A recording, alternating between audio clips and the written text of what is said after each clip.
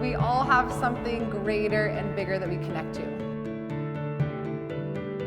Trust it. You're here for a reason. You have this.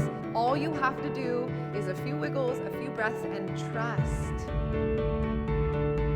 I'm proud of myself. Yeah!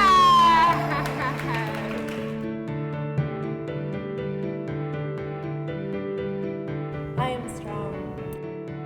There's no way I'm doing that. Yes, do it!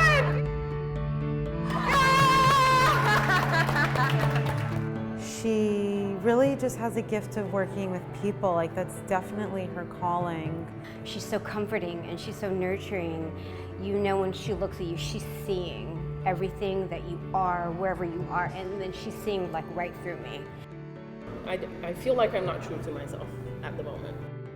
She knows the struggle, so she knows how to help and to get you to that higher elevated place.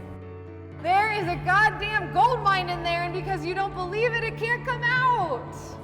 She has these really intense eyes. Like, she doesn't break eye contact, and she's able to really pull something deep out of you that you just can't explain. So we want to help people, but we're actually hurting everybody on accident because we've separated from our power. It's nice to be around Leilani because you can act yourself.